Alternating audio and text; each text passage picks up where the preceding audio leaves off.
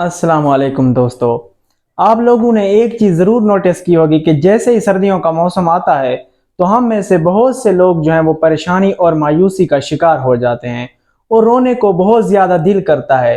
तो क्या आपने कभी नोटिस किया है कि ऐसा किस लिए होता है?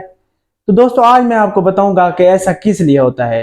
ये एक तरह का जो है वो डिसऑर्डर है जिसको सीजनल इफेक्टिव डिसऑर्डर या विंटर डिप्रेशन भी कहते हैं। तो दोस्तों आइए जानते हैं कि ये सीजनल इफेक्टिव डिसऑर्डर जिसको SAD यानी कि सैड कहते हैं क्या है, इसकी क्या वजूहात हैं, इसके सिम्टम्स क्या हैं और इसको कैसे ठीक किया जा सकता है।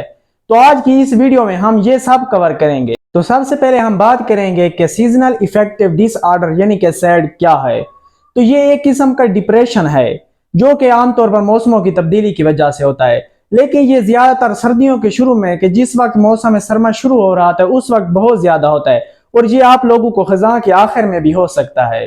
नेक्स्ट हम ये देखते हैं कि ये कितना कॉमन है। तो सैड होना एक आम सी बात है और ये ज्यादातर यंग एडल्ट जिनकी उम्र 18 से 30 साल के दरमियान होती है में ज्यादा होता है। और रिसर्चर ने एक बात और पता लगाई है कि ये मर्दों की निस्बत औरतों में बहुत ज्यादा है। इसकी वजह क्या है ये तो अभी तक मालूम नहीं हो सका, लेकिन इसकी ये शरह औरतों में बहुत ज्यादा है। अब हम बात करते हैं कि इसकी सिम्टम्स क्या हैं। तो क्योंकि सीजनल इफेक्टिव डिसऑर्डर एक तौर पर डिप्रेशन है तो इसमें आपको अपने मिजाज की तब्दीली या फिर अफसुर्दगी हो सकती है। तो इसकी सिम्टम में जो है आप बहुत ज्यादा सैड फील करते हैं और ये दिन को बहुत ज्यादा होता है।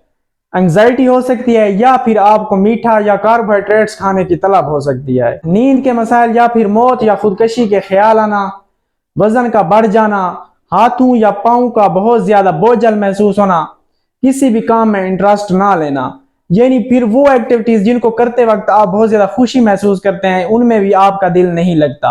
आप बहुत ज्यादा फटीग महसूस करते हैं और आपका फोकस जो है वो चीजों से हट जाता है। तो अब हम बात करेंगे कि इसकी काजेस क्या हैं। तो रिसर्चर अभी तक इस बात का तो अंदाजा नहीं लगा सके कि इसकी असल वजूहात क्या हैं, लेकिन उन्होंने इस जिम्मन में कुछ थ्योरीज पेश किए हैं। तो उनमें से जो सबसे पहले है वो है बायोलॉजिकल क्लॉक चेंज। इसकी एक वजह यह है कि आपने देखा है कि सर्दियों में जो है वो दिन बहुत ज्यादा छोटे होते हैं जिसकी वजह से हमें जो है वो सूरज की रोशनी इतनी नहीं मिल सकती जितनी हमें जरूरत होती है। तो इसलिए आपके जो अंदरूनी क्लॉक है इसमें जो है वो तब्दीलियां पैदा होना शुरू हो जाती हैं। ये क्लॉक आपके मूड या फिर हार्मोन्स वगैरह को जो है वो कंट्रोल करती है। जब इस क्लॉक में तब्दीली होती है तो आपका जिस्म इस तब्दीली का क्योंकि आदी नहीं होता तो वो इसके साथ जो है वो नहीं चल सकता, इसलिए आपको इस तरह के सिम्टम्स जो है वो ज़हर होना शुरू हो जाती हैं। सेकंड नंबर पर जो इसकी बड़ी वजह है वो ये बताई जाती है कि आपके दिमाग में जो है वो केमिकल इम्बैलेंस हो जाता है। इस केमिकल इम्बैलेंस में हम सबसे पहले बात करेंगे सेरोटोनिन के बारे में, जो कि एक न्यूरोट्रांसमीटर है। सेरोटोनिन जो है वो अपना कंट्रीब्यूट जो है वो खुशी के एहसासात में करता है। जब सर्दियों में सूरज की रोशनी की कमी होती है तो आपका जो है वो सेरोटोनिन का लेवल जो है वो डाउन हो जाता है। इसकी एक वजह यह है कि सूरज की रोशनी जो है वो सेरोटोनिन को जो है रेगुलेट करने में अपना अहम किरदार अदा करती है। तो जब सूरज की रोशनी की कमी होगी तो आपका सेरोटोनिन का लेवल जो है वो बहुत ज्यादा लो हो जाएगा जिसकी वजह से आप बहुत ज्यादा जो है वो सैड फील करेंगे। तो सेकंड नंबर पर है मेलाटोनिन। ये एक ऐसा हार्मोन है कि जो दिमाग जो है वो अंधेरे के वक्त खारिज करता है, जो आपके नींद के आने के लिए बहुत जरूरी होता है। जब सर्दियों में सूरज की रोशनी बहुत कम होती है तो आपका दिमाग जो है वो मेलाटोनिन की ओवर प्रोडक्शन कर देता है, तो जिसकी वजह से आपको दिन में बहुत ज्यादा नींद आती है। तो नंबर थर्ड पर है विटामिन डी की डेफिशिएंसी।